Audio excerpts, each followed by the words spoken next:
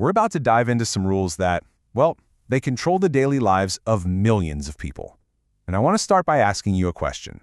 And I really want you to let that word sink in. Forbidden. We're not talking about something that's, a social taboo or just frowned upon. It's not just, oh, you probably shouldn't do that. No. In Iran, so many basic human actions are treated as actual crimes. Crimes that can get you thrown in prison, sentenced to lashes, or even killed. And this isn't some dystopian novel. These are real enforced laws. And behind every single one of these rules, there's a real person, a real victim. So here's how we're going to break this all down. We're going to look at 4 key areas. First, how the state controls the female body. Then we'll get into what I'm calling the crime of human joy. After that, we'll see how they police digital and private lives. And finally, we'll look at the incredible price people pay for dissent.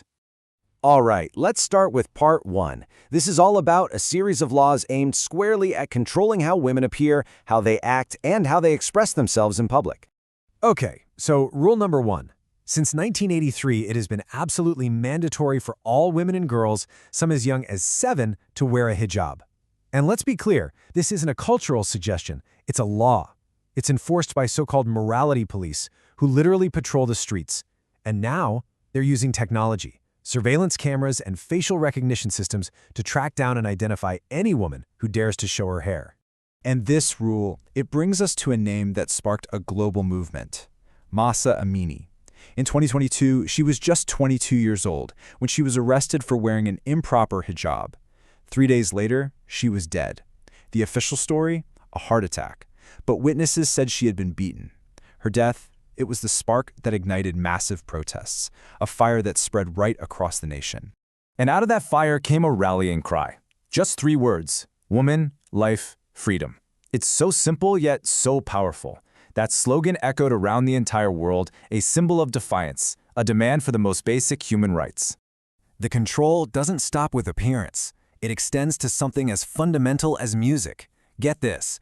In Iran, if a woman sings solo in public, it can actually be considered illegal. And the official reason? They claim a woman's voice might provoke immoral thoughts in men. And this isn't just about public spaces. It extends to the digital world, too. Think about Madeh Hojabri. In 2018, she was 18 years old, and she posted some videos of herself dancing and singing on Instagram. They went viral. And for that, she was arrested. But it gets worse. She was then forced onto national TV to make this tearful public confession. It just goes to show, in a place where your voice is literally forbidden, the simple act of singing becomes an act of resistance.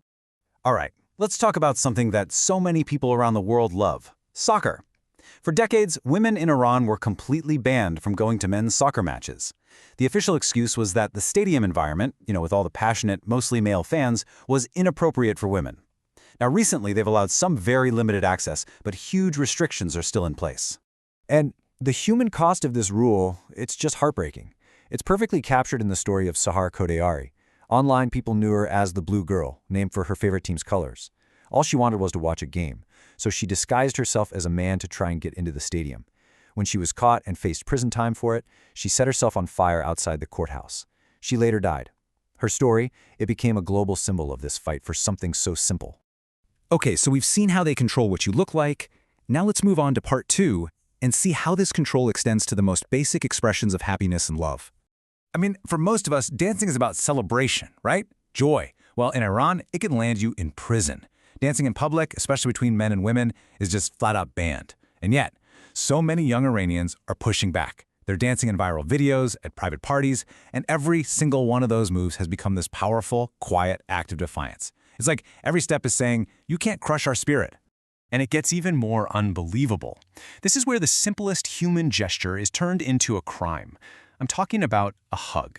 A simple hug. There was this one reported case where an unmarried couple, they were sentenced to 74 lashes, each, for hugging at their own engagement party. Think about that. A moment of pure affection is twisted into legal evidence for a brutal, painful punishment. All right, so let's move into the spaces where you'd think people would feel safest, right? Their private lives, their time online. But as we're about to see, those spaces are policed just as heavily. This really lays it all out. First, same-sex relationships. It's not just that they're taboo. They are illegal, and the punishment can literally be death. Then there's access to the outside world. Major social media platforms, blocked.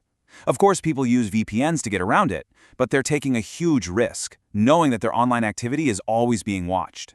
And finally, freedom of belief. If you convert from Islam, it's considered apostasy, a crime that can mean prison or even worse. And that brings us to our final section. This is where we get into the most severe rules of all, the ones that dictate what happens when you dare to stand up and protest against the state itself.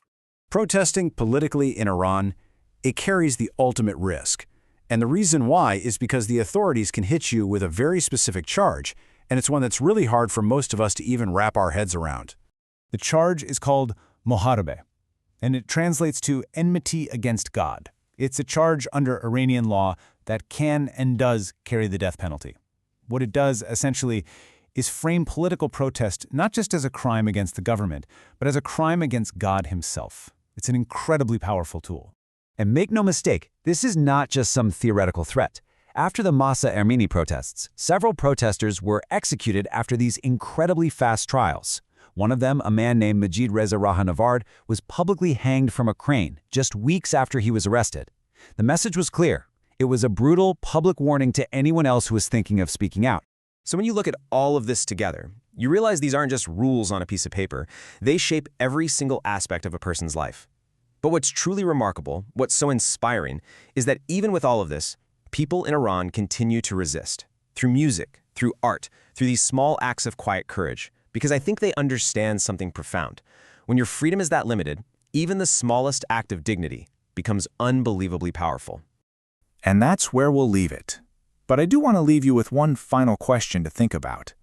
After hearing all this, which one of these rules was the one that truly shocked you the most?